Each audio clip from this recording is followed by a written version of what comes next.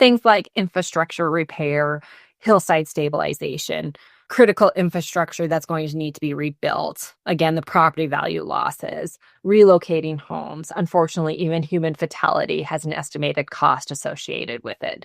So we are spending billions and billions of dollars right now on wildfire recovery and in the rebuilding process. And right now, wildfire is the fastest growing hazard-related damage in the United States. And 9 of the most expensive 10 wildfires have occurred since 2017.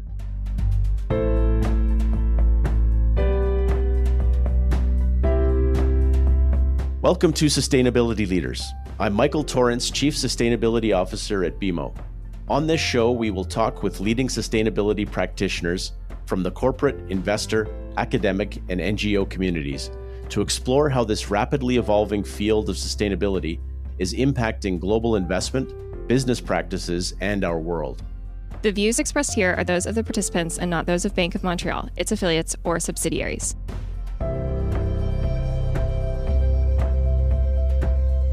Welcome back to another episode. I am Alma Cortes Selva, Senior Advisor at the BMO Climate Institute. In today's episode of Sustainability Leaders, we're discussing wildfires and the components that are especially vulnerable in a home, and how wildfires are different from other types of hazards. I'm joined today by Dr. Kimiko Barrett, who leads actually the wildfire research and policy at Headwaters Economics. Welcome to the show, Kimi. You're one of the leading experts about wildfire resistance. I gave a very brief info, but could you give our audience a little bit more of details about your background and how you became involved with wildfires? Great. Yes. Thank you so much for the opportunity to be part of this great podcast. I am a wildfire researcher and policy analyst at Headwaters Economics.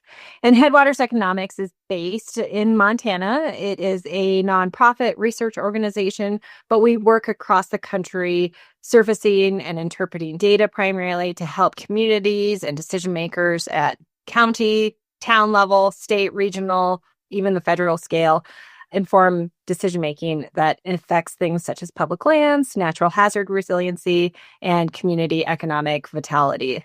My work is specialized, as you noted, on wildfire. And by that, I talk about, and my research is based off of what we know in terms of homes burning down. How do you make communities more resilient to this future of increasing wildfire risk? What does that mean for the individual homeowner? And then how does that scale up to what has to occur at a neighborhood, at that regional, and at that federal scale? My background prior to that was in community development. Specifically, I specialized in mountain security issues in high elevated areas in the Himalayas. I am born and raised here in Bozeman, Montana, and love to be part of this conversation and really appreciate the opportunity to speak on a very messy, wicked, complicated issue like wildfires. Kimi, what have you noticed in the last few years about wildfire and how have they been changing? Yes. So we know that wildfire risks are increasing across the board with all types of characteristics in terms of their duration. In many instances, there is no so-called wildfire season. They are occurring on a year-round basis. The LA fires, for example, occurred in January. In Colorado, the Marshall Fire occurred in December. So they are a year-round duration right now, and they're becoming more frequent. They're also interestingly burning a lot hotter, meaning that they're more intense. And in some situations, we call this a nuclear event. So some research has indicated that the heat intensity of a fire has gone up around 700%, according to what it would be prior to around the 1980s. And this is because there's a lot of fuels in our forest, and because what's burning is a lot hotter itself. And so you look at all the downed trees, all of the dead timber, the understory, what we call crown fire in there. And that is largely because we've been so successful at suppressing fires that we've prevented it from coming through and clearing a lot of that understory out. And in doing so, we have a lot of accumulated fuels. So we call this the wildfire paradox or the exclusion problem, because by excluding fire from its natural landscape, you are allowing those fuels to build up and therefore punting that risk down the road. So by suppressing a fire today, you are pushing that risk to future generations. And very importantly, what we're seeing is large urban disasters increasing. And this was really noted in 2018 with the Camp Fire. It was noted, unfortunately, with the Lahaina fire. We saw this with Jasper last year. We're seeing it in these places where large areas are burning very, very adjacent to communities and structures and homes, and where people live and thrive and have their families and their businesses. Could we start with the cost? Because I think that puts things into perspective. What are we talking about? And how much does it cost the US, Canada? And then you mentioned the community aspect, which is an aspect that normally we don't talk about when we're talking about other hazards. How is wildfire different from other hazards? So let's break that question apart a little bit in terms of the challenges we're facing for the upfront costs. So what is it that we're spending for things like suppression and response? What does that mean for when a community burns down and the long-term impacts? And then very importantly, how can we spend better and invest that money better for proactive mitigation? And so when you think through wildfire, it's easier to unpackage it in its three different phases. So the first one is the proactive before a wildfire phase. What can you do for mitigation and planning? Then you have a very active response phase. This is during real-time wildfire suppression and firefighting response. So during fire, and then you have the post-fire recovery and rebuilding. This is experience for every wildfire, regardless of country or location in America, in Canada, and elsewhere. Broadly, you go through these three phases. What we spend a majority of our money on at all levels, regardless again of government and country, is on the recovery and rebuilding, or that third phase. And this is into the hundreds of billions of dollars per year. And even if you were to average this out, it's still going to get into the billions of dollars. And this is simply because wildfire damage is increasing in terms of scope, scale, number of structures lost, critical infrastructure and assets damaged, all of the property, all of the economic assets, all of the value that requires that rebuilding and recovery investment. And so, for example, the most recent LA fires in California, the cost for that rebuilding and recovery and the impact is now on the scale of around $250 billion. That's $250 billion out of one fire that occurred in Southern California in the Los Angeles area. So even if you're to bring that down to, say, 10% of that, you're looking at, around $25 billion for some of these scaled fires. I'm not myself, I'm going to say full disclosure, done specific research in Canada, but I've read a lot of the great literature that comes out of Canada, and the estimated costs for direct losses from fire is around $11 billion is what is being estimated on fire. And that includes things like protection of immediate assets, what it would look like for, say, lost property values. We also know that as you track these costs out over the long term, so in the many months and years following a wildfire, a lot of those expenses are borne at the local scale. And that is in things like businesses, homeowners, families, organizations, municipal government, other groups that absorb a lot of those expenses. So about half, or 46% of all wildfire costs, are actually absorbed at that scale, at the local scale. And things like infrastructure repair, hillside stabilization, critical infrastructure that's going to need to be rebuilt. Again, the property value losses, relocating homes. Unfortunately, even human fatality has an estimated cost associated with it.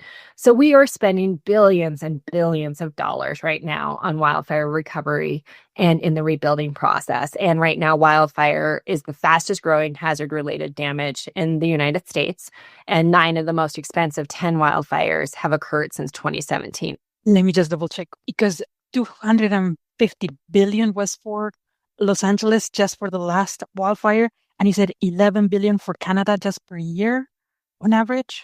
That was the estimated study I saw. So you have to keep in mind, right, that what it causes money to be spent is often directly associated with number of structures destroyed or critical assets that are threatened. A wildfire burning in the wild lands where there is no built environment, there is no resources that may be threatened, there are no homes that are being immediately exposed or at risk, you're not going to spend the same amount of money on the suppression, and equally, the damage is going to be less. Understood. Now, you mentioned kind of like 3 stages. Going for the first stage of, hey, let's try to prevent it before it happens. What components of a home are actually particularly vulnerable to wildfires? And then what are the difference in cost between building a wildfire-resistant home versus a regular home that's not wildfire-resistant? And do geography plays a role in the cost? Like, is it more expensive to build in California or other places, or are there differences? If you mind talking a little bit about that, like how do the cost and then the components, what's more vulnerable? What are you changing whenever you're building a wildfire-resistant home? Yes. So this is kind of my thesis. This is what I love to dig into. And so I'm going to, again, step back and really try and explain this at the highest level in order to better understand the mechanics of your question. So first and foremost, let's think about what causes a home to burn down in the first place. As researchers, we call this the home ignition process. But again, translated to how a home burns down. And so often in media accounts or societal expectations is this assumption that what causes a home to burn down is this massive wildfire front. It's this wave of flames that comes down a mountainside and burns a community to the ground. And what actually leads to a community burning is not that flame, is not that wave of wildfire, it is embers. And embers are these little firebrands, these little balls of fire. It's these little tiny balls of flame, and they can launch themselves anywhere from 1 to 4 miles ahead of a wildfire front. Let's just say 2 to 3, 4 plus kilometers, right? If they land on any flammable surface area, especially with a high wind event, they have the potential to grow in size and intensity to become a spot fire. And it is the spotting process that actually leads from that shift of a wildland fire burning in a forest or a wildland situation into a community. And then it's that spread of propagation from home to home to home because of those embers. And they account for about 90% of home loss during a wildfire. If your deck is made of wood, here in Montana, not only do we have decks made of wood, we often put our firewood on top of the deck. So you think through all of these flammable surface areas that are largely made of wood, that is the same fuel source as the forest burning around you. So you think about all of these factors that exacerbate the spread of wildfire. Fundamentally, it's this understanding that the home itself is a source of fuel. Once it starts to burn, this again, going back to the campfire analogy, this is thinking of a marshmallow. And the best way to cook a marshmallow, we all know, is through radiant heat. You stick it up against the coals, not directly in the flame. You stick it on the outside and it turns that nice brown color. Leave it there long enough and it will eventually burn.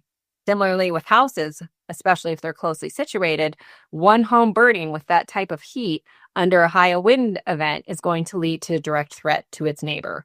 So then you have embers, you have radiant heat, and then the last one is direct flame contact. Those are the only 3 ways with which a home burns down.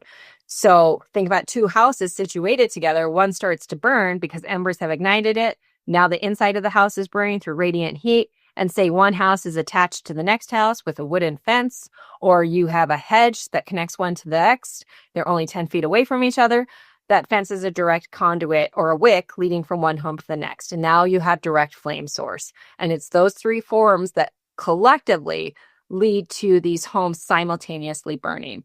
Usually it's only about 2 to 3 homes that ignite at once and quickly overwhelm firefighting defense forces.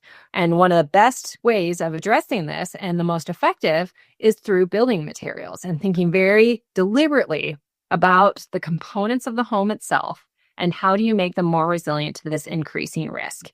And the best way of doing this is to look at the exterior of the home. And if what we know is that flammable surface areas and openings and penetrations into the home itself allow for the home to burn, then you need to reduce that flammable surface area. Instead of having a roof made of wood, use asphalt or tile. Instead of having siding, that's also wood, think about using fiber cement or even metal or stucco. If you have bark mulch around your house, remove that and replace it with gravel. If you have a decking material made of wood, replace that and use it like a plastic composite or a concrete slab. All of these factors that when you collectively bring it together, bring down the risk profile of the home itself, because ultimately you're trying to drive down that flammable surface area and all these little intersections or these openings within the home itself that allow those embers to penetrate into the interior of the house. Thank you. That was very enlightening. I've always forget about the community impact because it's not just my house, but then also if I'm colliding next to my neighbor's house, what he does also affects me. So it's a very important reminder. Do you have an estimate of, you mentioned everything that's on the outside that could be flammable. Do you have an estimate of how much that would increase, making it wildfire resistant for different locations in the US or Canada? Just so that our audience have like an estimate for it is 20K, 30K, and then you've done the research. How much survivability you get from putting in place these structures, like from making sure that there's no flammables and then the embers don't ignite your house? Like, are we have better chances of surviving? By how much? And then are there all the benefits that maybe just beyond, hey, the house doesn't burn down, I don't die, that we need to talk about as well?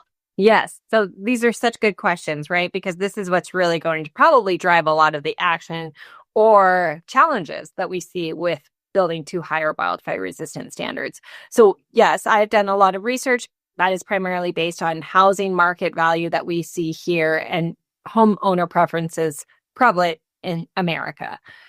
But there's also a lot of research that's come out of Canada, including the Canadian Climate Institute has done a lot of research on this. So trying to examine what are kind of the dominant preferences that homeowners choose for building materials. What is it going to cost if you were to swap those products out for materials that are more wildfire resistant? And all of our studies, whether it's done here or in Canada, indicate that a lot of these material preferences are cost neutral, and in some cases can even bring down your budget. And I'll explain that here in a little bit more detail, because what we're looking at is the exterior components of a home or a structure. And that is things like your roof, your walls, your exterior walls, meaning your siding, your windows and your doors, your decking material, your eaves. Very, very important when you think through a roofing design, because they can trap heat very easily. And so thinking through what the design of the eave construction itself. And then, as I noted, very importantly, your 0 to 5 foot perimeter around the home. And they call this widely the non-combustible zone or the amber resistant zone or zone 0. So those are the primary components of a house that need to be thought through when you think through wildfire resistant construction practices. And very often it's not saying you need to replace this type of siding with something that's a very premium, cherry picked product that can only be found in very unique markets. No, these are materials that are commonly used for housing design in any area. And the things like fiber cement siding, the most common product is hardy plank. This is widely available, really, really durable, and really, really efficient. The other replacement for that is an asphalt shingled roof. This comprises 60% of the market right now. It's widely available and it's very affordable. The last one is decking material. And so instead of using something like wood, or, commonly pine or oak for that decking surface, it's replacing it with something like a plastic composite. And that is often something like Trex or another product that can mimic that type of composition and be more resilient. So we're not talking about cost prohibitive materials that are only found in niche markets. These are materials that are used and advocated for in a lot of industries and are widely being deployed in home construction. And you can do it in a way that does not compromise aesthetic design or homeowner preferences. They can be done very beautifully.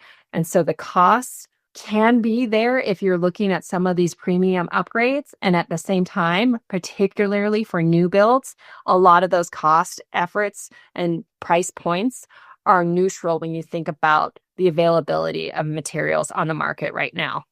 Retrofitting is a different story. That's much more complicated. There is going to be a cost associated with that. And that is where homeowners need to anticipate what could be that budget for something like a roof replacement or replacing your windows or doing any of these upgrades that would be needed.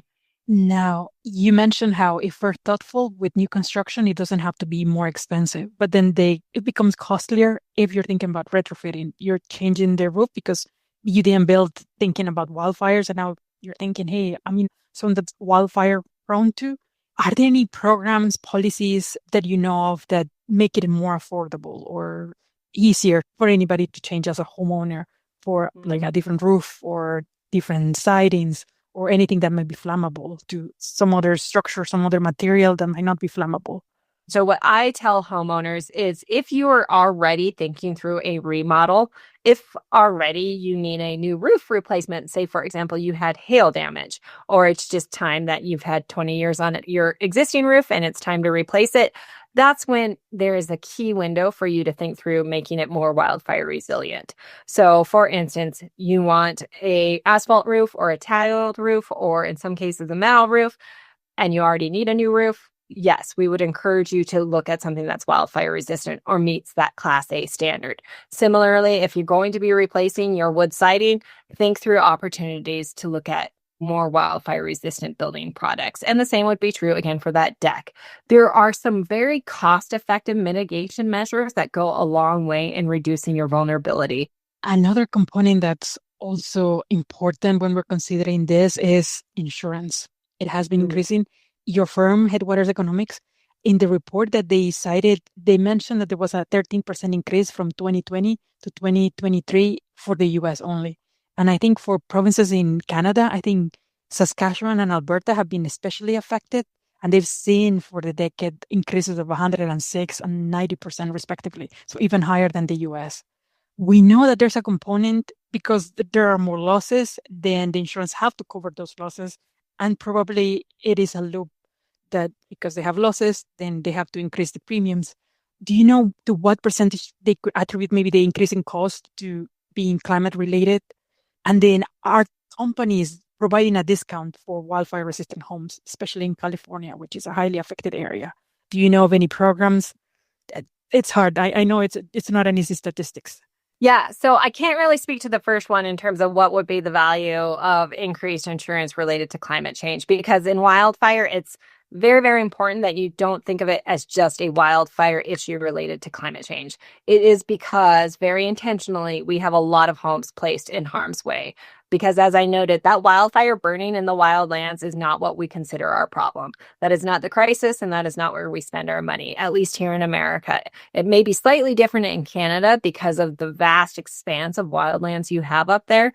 But in terms of where we spend money for damages and accrued losses, it is coming because of homes burning. And those homes are placed in areas very often that we know experience wildfire and have historically experienced it. So it's the two things coupled together. So to try and decouple them and account for what's driven by climate change, it's not so simple with wildfire. And I'd really probably argue against anybody who could try and define it so simply as that.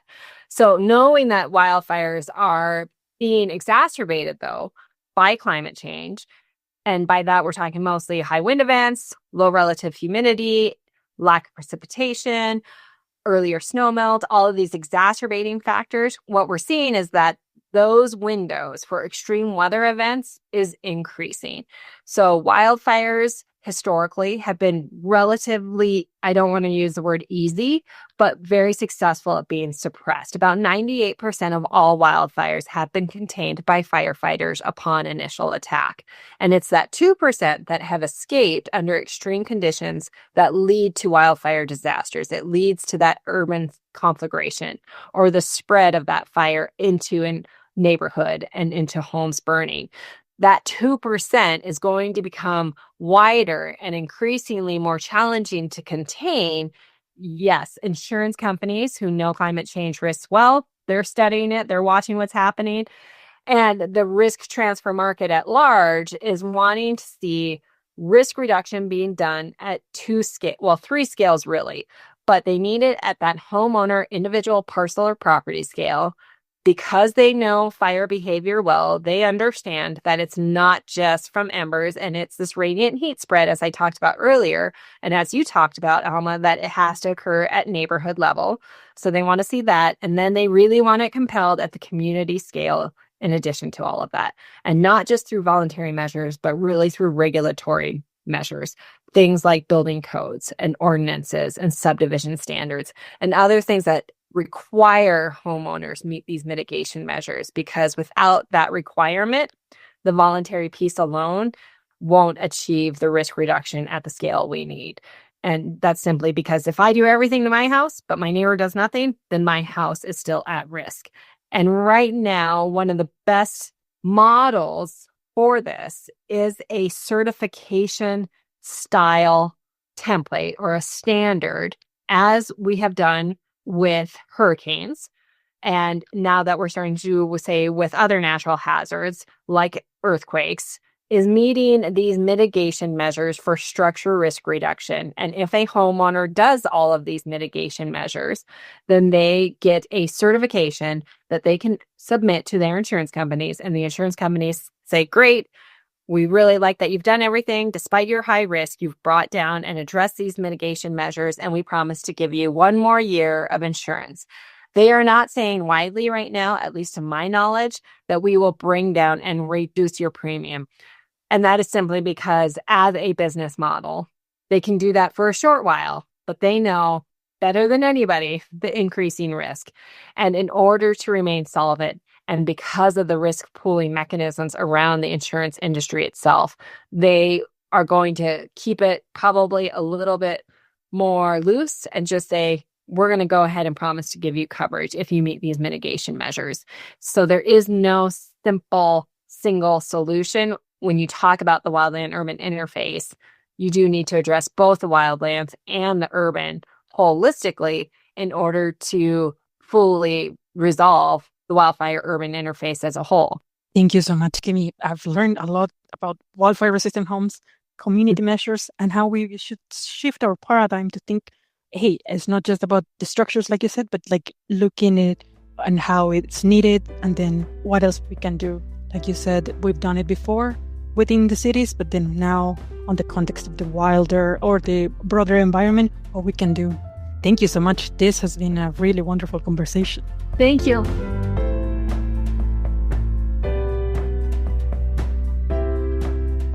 Thanks for listening to Sustainability Leaders.